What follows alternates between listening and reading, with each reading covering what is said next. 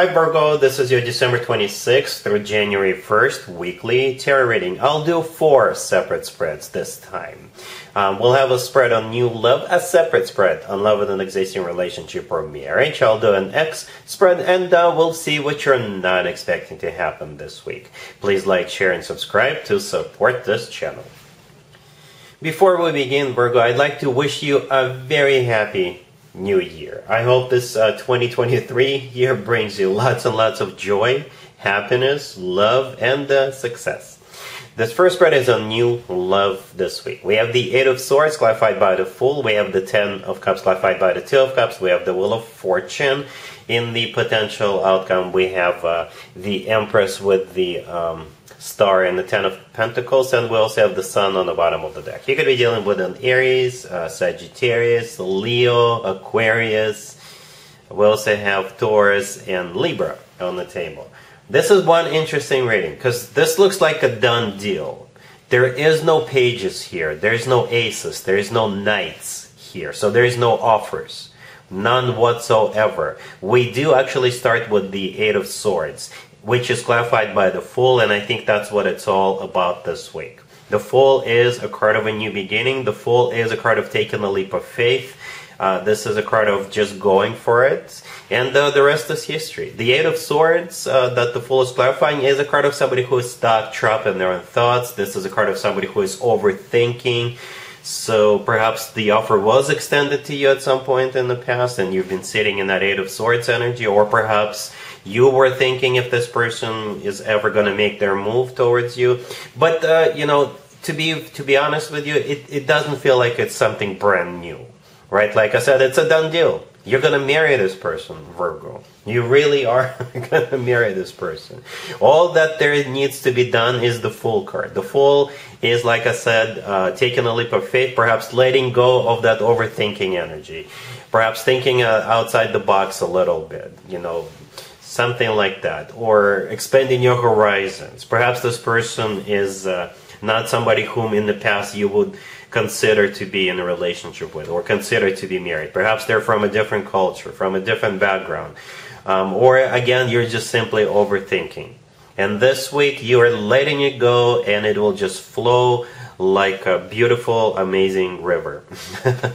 River of love. We got 2 commitment and marriage cards on the table. 2 of them. The 10 of Cups. The very next card after that 8 of Swords that came out is the 10 of Cups, right? And right next to the deck in the potential outcome, we have the 10 of Pentacles. Just one of those 2 cards, either the 10 of Cups or the 10 of Pentacles, would have been enough. It would have been amazing. It would have been awesome. Just with one of those 2 cards. But you got both of them, right? In this case, this is, first of all, a confirmation that this is definitely a commitment that's coming up. Second of all, you're pretty much getting the best of both worlds, because the 10 of Cups takes care of emotions. It's one of the best cards when it comes to emotionally relationships or marriages. That card is often referred to as the happily ever after card. The 10 of Pentacles, on the other hand, is still a commitment or marriage card, but this is a very practical, down-to-earth card, right? This is when people buy real estate together, enjoy financial abundance together. Very rock-solid type of a deal, and you're getting both of them, right? Both of them. The 2 of Cups, clarifying the 10 of Cups, is a card of a soulmate connection. It's a card of unconditional love. It's a card of when 2 people are on the same page. 2 people feel the same way towards one another. And here comes this Wheel of Fortune. I think the Wheel of Fortune's been trying to start this spinning process. The Wheel of Fortune is, in this case, taking it to the next level. Alright, it's a cycle starting. The word fortune is there for a reason. In the potential outcome, besides that 10 of Pentacles, we also have the Empress with the Star. I think you're the Empress here, Virgo. The Empress is this card often comes through as a future wife or a future significant other figure. It's also a mother figure. So if having children is still an option for you, or having more children is still an option for you, the 2 of you could definitely have children together. But, you know, the Empress is one of the most positive cards in the tarot deck. The Empress is abundance in its purest form, right? The Star right next to it could be an Aquarius you're dealing with, but the Star is a wish come true. Perhaps you're thinking about this person, or you're thinking about this offer, and you're thinking it's too good to be true. That's why you're stuck. That's why you're overthinking. But it's not. It's it. That is it, Virgo.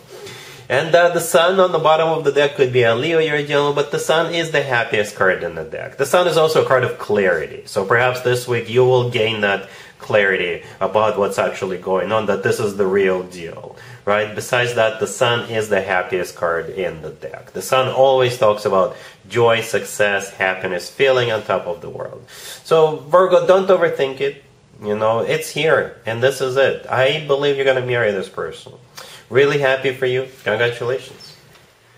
Virgo, if you are already married or if you're in a relationship, this spread is for you. We have the Chariot, clarified by the Queen of Pentacles. We have the Three of Cups, the Emperor, and the Page of Swords on the bottom of the deck. You're the Queen of Pentacles. We all agree. Male or female, absolutely doesn't matter. And you could also be dealing with a Cancer or an Aries. I don't know if I mentioned it. The Emperor, I think, is the person you're dealing with. It could be your husband or your significant other. The Emperor often is a card of a husband or a significant other. It could also be a card of somebody who is a figure of authority to you, or it could be an older member of your family. And the Three of Cups to the left from the Emperor is a card of a celebration. Okay? So perhaps you're all getting together with your family. Perhaps you are going to stay with your parents or your significant other parents. Because the Chariot that the Queen of Pentacles is clarifying, it could be a card of going somewhere, right? The Page of Swords on the bottom of the deck, it could be a message coming your way or an invitation, or perhaps they're letting you know that they're coming over. Or the Page of Swords could be some kind of a research you need to do, right? The Page of Swords could be a card of spying, but it's also a card of research. So perhaps you're doing some kind of a research. Perhaps you're thinking of what you need to bring with you when you go, or whatever, you know. Perhaps the Chariot is a card of a vehicle, all right? Perhaps you're all buying a car for your family, and as a result of that, you will celebrate. And the Page of Swords is that research. You're doing your research online, looking at different makes and models, comparing them. Something along those lines. So either travel or a vehicle, or there's definitely going to be something, there's definitely going to be a reason for all of you to celebrate with the Three of Cups. All right? Cool.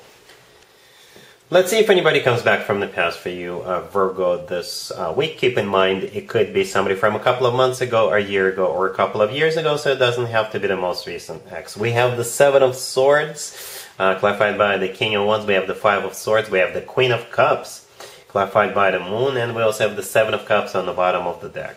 You could be dealing with a fire sign, Aries, Leo, or Sagittarius, and a water sign, Cancer, Scorpio, or Pisces. This is a very interesting reading. Okay, we got this King of Wands, and they are, I think that's the person you'll be hearing from this week, if you do hear from an ex. And they either just recently broke up with this Queen of Cups, because I don't think the Queen of Cups is you, I think that's somebody else. Or they are cheating on that Queen of Cups. And if they just recently broke up with them, perhaps they are looking for a rebound. Or again, they're cheating on them, right? The King of Wands is clarifying the Seven of Swords. The Seven of Swords is a card of a cheater. It's a card of a deception, or it's a card of somebody who runs away from someone. Right? The Five of Swords in the middle. Again, this could have been a fight or breakup that the King of Wands just went through with this Queen of Cups, and here they come, right? The Queen of Cups is clarified by the Moon. The Moon is either a Pisces you're dealing with, right? But at the same time, the Moon is a card of a secret, right? It's also a card of fear. The Seven of Cups on the bottom of the deck is a card of a multiple choice, or it's a card of confusion. So perhaps this person is deliberately trying to cloud your judgment with that Seven of Cups. So something fishy is going on there. I wouldn't jump head first with this King of Wands. Alright, so be very, very careful. It almost reminds me of my Beware readings I do once a month. So beware of this King of Wands agenda, their true intention. Alright? Cool. Let's see what you're not expecting to happen, Virgo, this week. We have the Five of Swords. We have the King of Wands clarified by the Three of Cups. We have the Queen of Wands clarified by the Two of Cups and the Ace of Cups, and we also have Temperance on the bottom of the deck. You could be dealing with a couple of fire signs, Aries, Leo, or Sagittarius. I have a couple of scenarios in mind, but I'll only focus on one of them, okay? So what you're not expecting is those two to get back together after they broke up. This week they're getting back together, they're reconciling, okay? I don't know how they are associated with you. Perhaps they're your friends, neighbors, perhaps members of your extended family. We start off with the Five of Swords. It's a card of a breakup, it's a card of a fight, it's a card of when two people sever ties in an ugly way, slam the door on the way out. But the rest of the spread is the two of them, I guess, getting back together, right? Temperance on the bottom of the deck could be a Sagittarius, one of them, or both of them could be Sagittariuses. But Temperance is also a card of healing, burying the hatchet, getting back together, reconciling, right? And that's what I think is happening here. The King and the Queen of Wands are both fire signs, most likely. The King of Wands is clarified by the Three of Cups. It's a card of a reunion, and it's also a card of a celebration. Perhaps you will learn about those two getting back together when if you go out socializing. Or, you know, the Queen of Wands is clarified by the Two of Cups and the Ace of Cups. So yes, it's all about love. The Two of Cups is a soulmate card. The Ace of Cups is love. Genuine, authentic love. So yeah, I think what you're not expecting is those two getting back together. Alright, so that's what I have for you, Virgo, for this reading, for this week. If this video resonates with you, please like it. Please also share and subscribe. Happy New Year one more time. And other than that, Virgo, have an amazing week.